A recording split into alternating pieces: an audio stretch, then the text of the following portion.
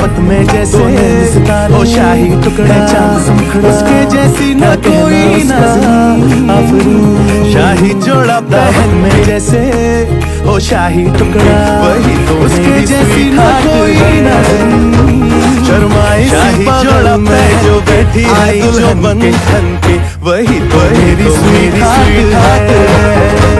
शर्माई सी जोड़ा पे जो बैठी आई जो बन के, वही तो मेरी स्वीट हार्ट है। शाही जोड़ा पहन के आई जो आई सी बगल में जो बैठी स्वीट हार्ट है, वही तो मेरी स्वीट हार्ट है।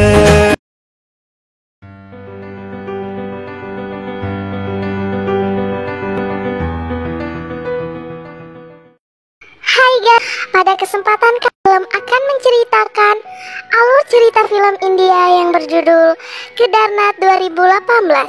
Film ini bercerita tentang kisah cinta dan prahara kehidupan antara pria muslim dan wanita Hindu. Bagaimanakah kisahnya? Oke, sebelum dimulai, peringatan ini adalah konten full spoiler. Dan untuk menghargai pembuat filmnya, sangat disarankan untuk menonton filmnya terlebih dahulu. Namun jika tidak, itu terserah kalian. Marilah kita menuju ke alur cerita filmnya. Selamat menyaksikan.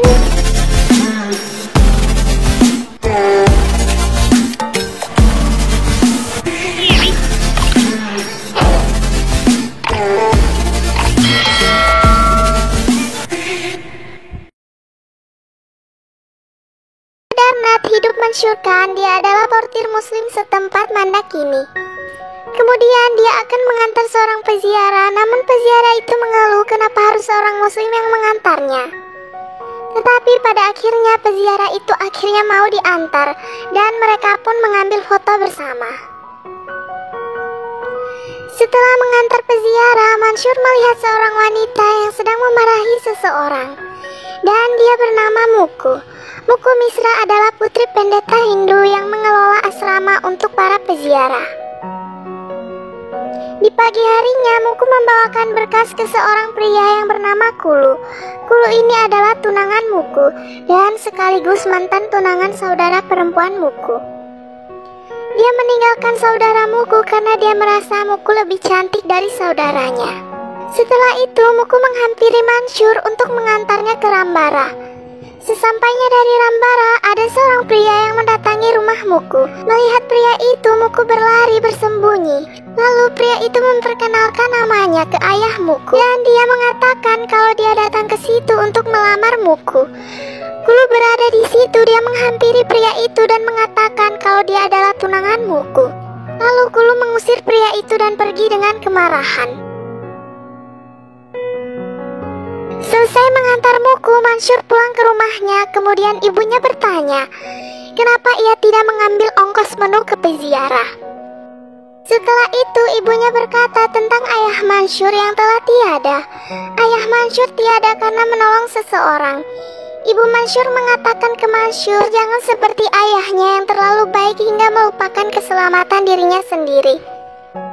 Beberapa hari kemudian terlihat Muku menghampiri Mansur. Dia bilang bisakah Mansur mengantarnya ke Rambara, dan mereka telah berada di perjalanan. Kemudian Muku bertanya pada Mansur berapakah usia keledainya, dan dia bertanya hal yang lainnya juga. Beberapa hari terlewati, mereka semakin dekat satu sama lain. Saat sedang hujan, mereka masuk ke dalam goa untuk berlindung. Mereka pun menceritakan masa-masa kecil mereka.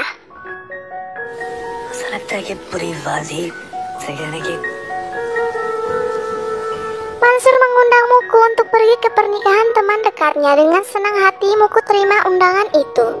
Acara pernikahan pun telah tiba. Muku datang dengan memakai baju berwarna kuning. Dia terlihat sangat cantik. Mansur seketika terpesona. Singkat cerita, saudara Muku mendatangi Mansur. Dia menceritakan tentang Muku yang selalu menyuruh pria miskin untuk berpura-pura melamarnya. Kemudian saudara Muku berkata, apakah Mansur selanjutnya pria yang akan datang berpura-pura melamar Muku? Mendengar itu, Mansur hanya diam. Di Di malam harinya, saudara Muku memberitahu Muku kalau dia telah memberitahu ke Mansyur bahwa Muku selalu menyuruh pria miskin untuk berpura-pura melamarnya. Dan dia juga bilang kalau Muku akan menjadikan Mansyur pria selanjutnya yang akan berpura-pura melamarnya. Muku marah dan menampar saudaranya itu. Dia pun membalas menampar Muku. Lalu Muku berkata, itu bukan urusanmu. Nandini seharusnya jangan ikut campur. Kemudian Muku mendatangi Mansyur dan menjelaskan tentang perkataan Nandini kepada Mansyur waktu itu. Tetapi Muku tidak bisa membela diri di hadapan Mansyur. Akhirnya dia terus mengikuti Mansyur. Dia duduk di tengah derasnya hujan di depan rumah Mansyur. Awalnya Mansyur tidak memperdulikannya, namun Muku terlihat sudah sangat kedinginan. Kemudian Mansyur pergi menggendongnya dan membawanya masuk ke dalam rumah. Kulu mencari Muku. Nandini beritahu kalau Muku berada di rumah kekasihnya, yaitu Mansyur. Setelah itu keluarganya datang ke rumah Mansyur untuk berencana mengusir Mansyur dari lembah itu. Kemudian Muku keluar dan dibawa pulang oleh keluarganya. Keesokan harinya Muku dimandikan di sungai suci.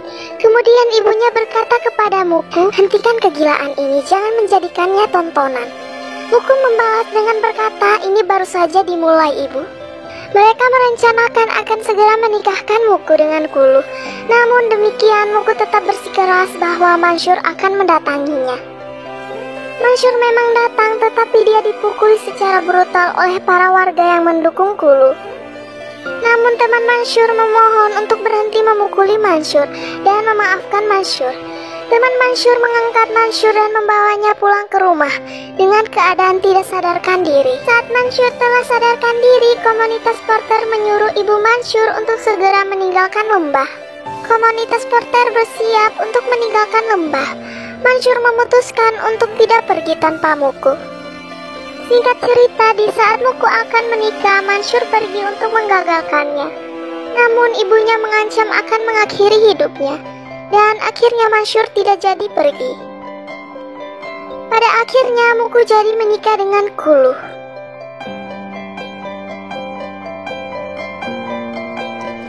Scene beralih, terlihat seorang pria yang sedang memberitahukan cuaca di sekitar lembah kuil ke Darnat. Kembali ke Muku, dia mencoba mengakhiri hidupnya, namun keluarganya berhasil menyelamatkan Muku. Kulu yang telah menjadi suami Muku pergi ke Mansyur. Dia beritahu kalau Muku sekarang sudah menjadi istrinya. Mansyur lalu berkata Muku lebih memilih mati daripada harus menikah dengan Kulu. Kulu pun menjelaskan memang Muku akan mati sekarang karena dia telah memotong pergelangan tangannya. Mendengar itu, Mansyur berlari ke kediaman Muku. Dia berjanji kepada Muku dia akan kembali untuknya malam itu ketika dia pulih sehingga mereka dapat meninggalkan lembah bersama. Kemudian scene beralih, Mansyur sedang membantu para porter untuk meninggalkan lembah. Beralih ke rumah Muku, tiba-tiba banjir mulai naik. Muku dan keluarganya berusaha mengumpulkan para peziarah di asrama mereka di lantai atas. Lalu Kulu datang, dia memanggil Muku untuk ikut dengannya. Namun Muku tidak mau ikut dengannya. Tiba-tiba lantai runtuh dan saudara dan ibunya tersapu bersama setengah orang lainnya. Muku dan ayahnya dan beberapa orang lainnya menuju pergi ke kuil. Kembali ke Mansyur, dia mengantar ibunya dan para porter menuju ke gunung. Kemudian dia meminta izin ke ibunya untuk pergi menyelamatkan Muku. Dan ibunya pun berkata, berjanjilah kau akan kembali dengan selamat anakku. Singkat cerita, Mansyur menemukan Muku tepat ketika gelombang banjir datang dan menyapu mereka semua. Dia meraih tangan Muku dan ayah Muku memeganginya. Pada akhirnya ketiganya selamat. Setelah air surut, mereka menuju ke rumah yang masih berdiri kokoh.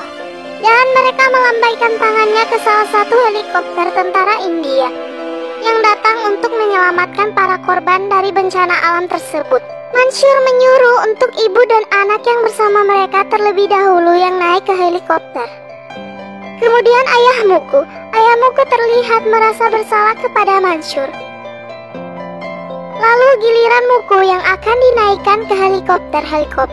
Setelah itu, pria yang bersama Mansur berkata kepada Mansur, "Kau yang duluan." Tetapi hanya ada ruang untuk satu orang lagi. Dan pria bersama Mansur itu adalah suami wanita dan ayah anak yang dinaikkan duluan ke helikopter tadi. Alhasil Mansur mengorbankan dirinya dan menggantikan ayah anak itu untuk naik ke helikopter. Terlihat Muku yang menangis sedih. Mereka pun meninggalkan tempat itu. Namun Mansur meninggal karena bangunan rumah yang ia naiki roboh.